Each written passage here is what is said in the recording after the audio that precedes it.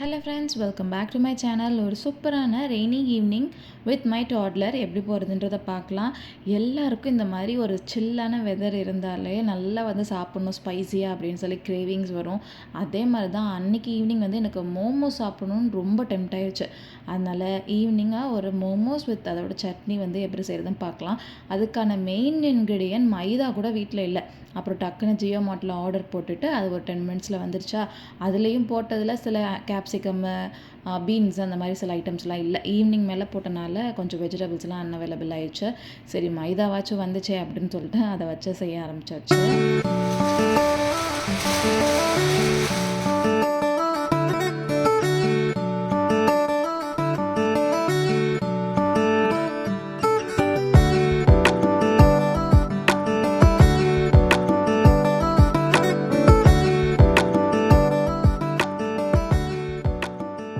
நம்ம சும்மா இருக்கும்போது அவங்களும் கூட ஏதாச்சும் விளையாண்டுட்டு இருப்பாங்க. அதே நம்ம ஏதாச்சும் ஒரு வேலை செய்ய ஆரம்பிச்சோன்னு வைங்களேன், கூடவே நின்றுட்டு அதுக்கு கொடுங்க, இதை பண்ணுங்க, அதை பண்ணுங்க, என் கூட விளையாடுங்க அப்படின்னு சொல்லி ஒரே டிஸ்டர்பன்ஸு.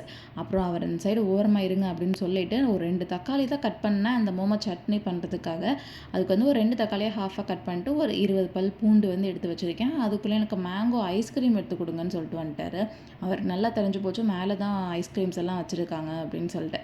சரி அவருக்கு அதையும் எடுத்து கொடுத்துட்டு இனிமேல் கேட்கக்கூடாது, இந்த பக்கமே வரக்கூடாது அப்படின்னு சொல்லி அனுப்பிவிட்ருக்கேன். அவங்களையும் குத்தம் சொல்ல முடியாது. சிங்கிள் சைல்டாக இருக்கிறனால நம்மளோட ஃபுல் அட்டென்ஷனும் அவங்க மேலே தான் இருக்கணும் அப்படின்னு சொல்லி நினைக்கிறாங்க. அதுவும் நம்ம வேலை பார்க்க போனோம்னா எப்படி தான் அவங்களுக்கு இருக்குன்னு தெரில. கண்டிப்பாக அப்போ தான் ஓவர் டிஸ்டர்பன்ஸ். சரி, coming back to momo chutney. இப்போ ஒரு பேனில் ஆயில் ஆர் பட்டர் சேர்த்துட்டு கட் பண்ணி வச்சுருக்க தக்காளி அண்ட் 20 பல் பூண்டு சேர்த்துட்டு காரத்துக்கு ஏற்ற மாதிரி ஒரு 5-6 காஞ்ச மிளகா சேர்த்துக்கலாம். இந்த சட்னி கொஞ்சம் ஸ்பைஸாக தானே இருக்கும். அதனால் கொஞ்சம் சட்னிக்கு போடுறத விட கொஞ்சம் ஜாஸ்தியாகவே சேர்த்துக்கலாம்.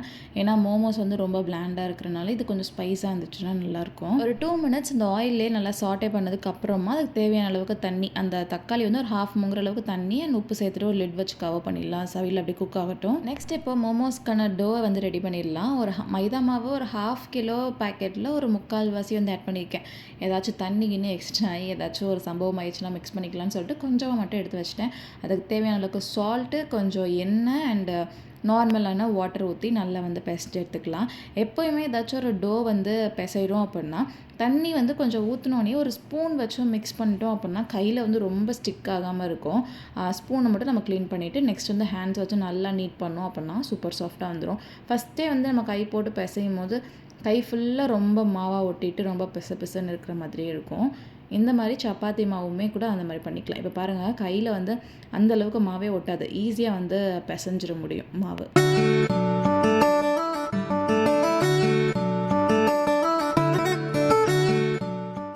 இப்போ நம்ம பிசைஞ்சு வச்ச டோ ஒரு 10 மினிட்ஸ் அப்படியே ரெஸ்ட்டில் இருக்கட்டும். மீன்வைல் நம்ம ஸ்டஃபிங்க்கு வெஜிடபிள்ஸ் எல்லாம் பீல் பண்ணி கட் பண்ணிடலாம். இன்றைக்கான தக்காளி, பூண்டு அண்ட் காஞ்ச மிளகாலாம் நல்லா சாஃப்டாக குக் வர வரைக்கும் தண்ணியிலே நல்லா கொதிக்கட்டும். அந்த தண்ணியும் கொஞ்சம் ரெடியூஸ் ஆகணும். அப்போ தான் சட்னியோட கன்சிஸ்டன்சி கரெக்டாக இருக்கும். அண்ட் வெஜிடபிள்ஸ் எல்லாம் நமக்கு பிடிச்ச மாதிரி எந்த வெஜிடபிள் வேணால் போட்டுக்கலாம். பாருங்கள் லிட்டில் ஹேண்ட்ஸ் மறுபடியும் வந்துட்டார் பார்த்தீங்களா. சொல்கிற மாதிரி 5 மினிட்ஸுக்கு ஒரு வாட்டி அம்மா தனியாக இருக்காளேன்னு சொல்லி செக் பண்ணிட்டு பார்த்துப்பாரு.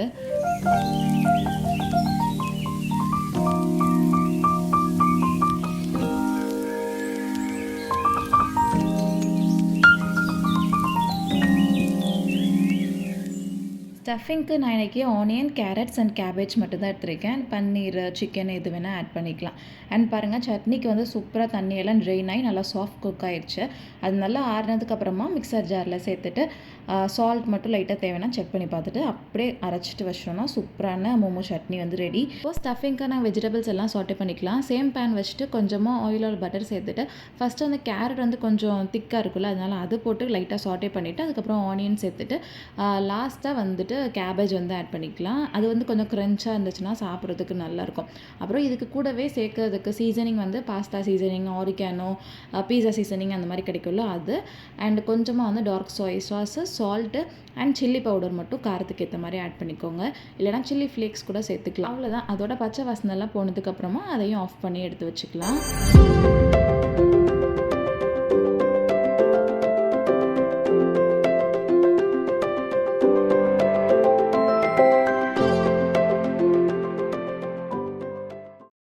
வெஜிடபிள்ஸ் எல்லாம் நல்லா நல்லா குக் ஆகி அதோட ரா ஸ்மெல்லாம் போயிடுச்சு.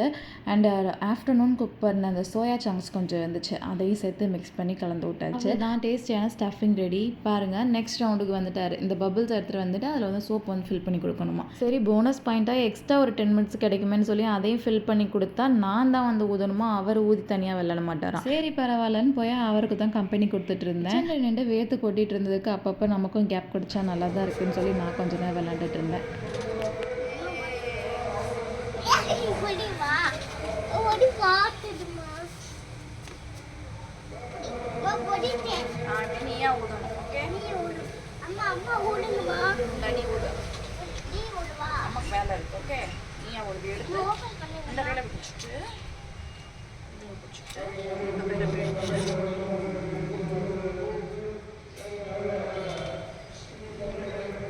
நானும் அவருக்கு சொல்லி தரேன். அவர் வந்து கரெக்டாக அதை ஃபாலோ பண்ணுற மாதிரியே தெரில. சரி, இப்படியே விட்டால் நமக்கு வேலையாகாதுன்னு சொல்லி அவரை பேக் பண்ணி கீழே அனுப்பி விட்டாச்சு.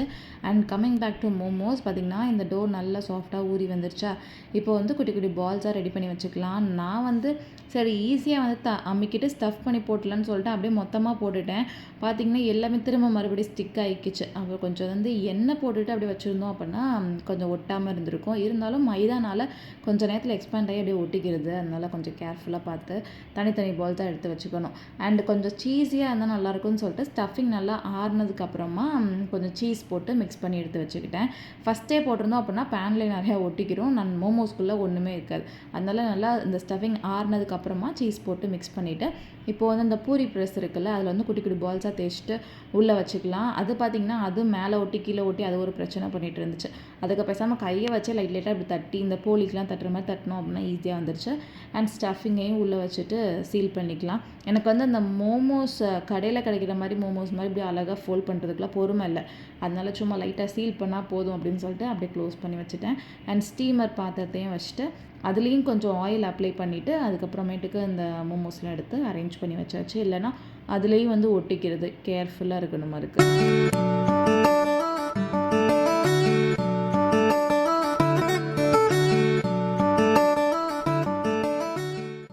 இன்னும் என்னடா வரலையேன்னு பார்த்தா தோசை வேணும்னு வந்துட்டார் ஈவினிங் ஸ்நாக்குக்கு. சரி, அவருக்கு தோசையை செஞ்சு கொடுத்துட்டு கொஞ்சம் நேரம் டிஸ்டர்ப் பண்ணாமல் இருக்கிறதுக்காக அந்த டிவியும் ஆன் பண்ணி விட்டுட்டு தோசையை சாப்பிடுங்க அப்படின்னு சொல்லிட்டு வந்திருக்கேன். அதுக்குள்ளேயும் இங்கே வந்து மோமோஸ் வந்து சூப்பராக வந்து குக் ஆயிடுச்சு. பாருங்கள், ஸ்டஃபிங்கோட அவ்வளோ ஜூஸி அண்ட் சீஸியாக வந்து இருந்துச்சு.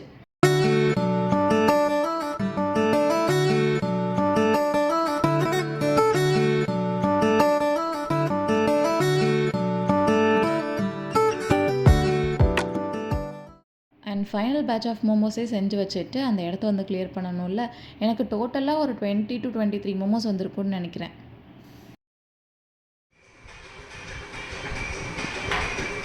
குட் பாய்.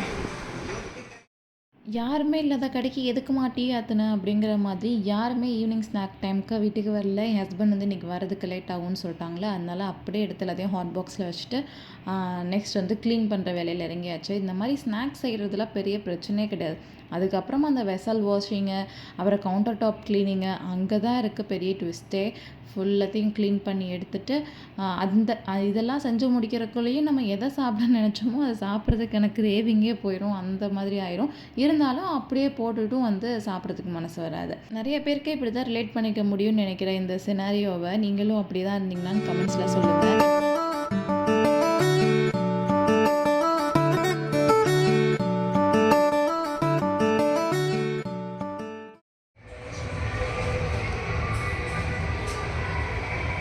வெதர் வந்து நல்ல மழை வர மாதிரி காற்றடிச்சிட்டு தான் இருந்துச்சு. காய போட்டிருந்த பெட்ஷீட்டு, பெட் ஸ்ப்ரெட் எல்லாம் பறந்து கண்ட இடத்துக்கு போயிடுச்சு. அதை எல்லாத்தையும் உதறிட்டு எடுத்து வச்சுட்டு இருக்கக்குள்ளேயே நெக்ஸ்ட் ரவுண்டுக்கு வந்துட்டார் அவர். மழை லைட்டாக தூர ஆரம்பிச்சிருச்சா, அவருக்கு ஒரே ஜாலி.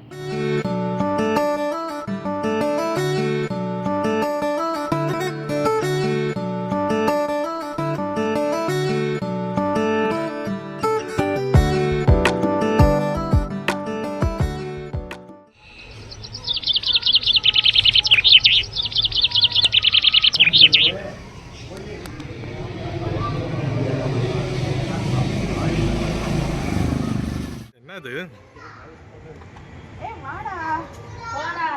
கொலக்கட்டியா?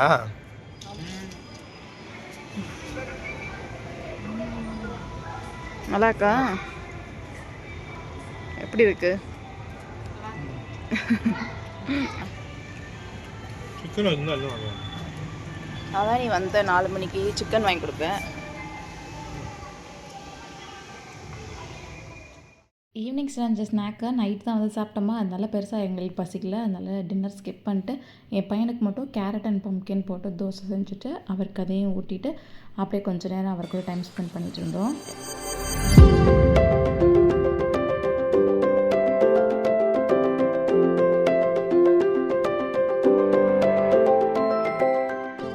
வின்டர் சீசன் வந்தால் தான் இந்த தொண்டை பிரச்சனைலாம் வரும், சளிலாம் பிடிக்கும்னு பார்த்தா இப்போல்லாம் சம்மர்லேயே வருது. ஏன்னா வெதர் கொஞ்சம் அப்படி இப்படி மாற்றி மாற்றி இருக்குல்ல, அதனால தொண்டைலாம் சரியாக பஞ்சர் ஆன மாதிரி இருந்துச்சு. அதுக்காக கொஞ்சம் அந்த கோல்டன் மில்க்குன்னு சொல்லிட்டு இந்த மஞ்சள் பொடி பால், இதில் வந்து சுக்கு, மிளகு, திப்பிலி அந்த மாதிரி பல ஐட்டம்ஸ் போட்டு எங்கள் அம்மா அரைச்சி கொடுத்துருப்பாங்க. அதை 1 டீஸ்பூன் ஆட் பண்ணிட்டு நல்லா கொதிக்க வச்சுட்டு 2 டீஸ்பூன் ஹனி இல்லை நாட்டு சக்கரை இல்லை பனங்கற்கண்டு ஏதாச்சும் சேர்த்து ஃபில்டர் பண்ணி குடித்தோன்னா அவ்வளோ இதமாக இருக்கும். இந்த வீடியோ உங்களுக்கு பிடிச்சிருக்கா இல்லை எப்படி ஃபீல் பண்ணுறீங்க அப்படின்னு சொல்லி கமெண்ட்ஸில் ஷேர் பண்ணுங்கள். அவ்வளோதான், வீடியோட எண்டுக்கு வந்தாச்சு.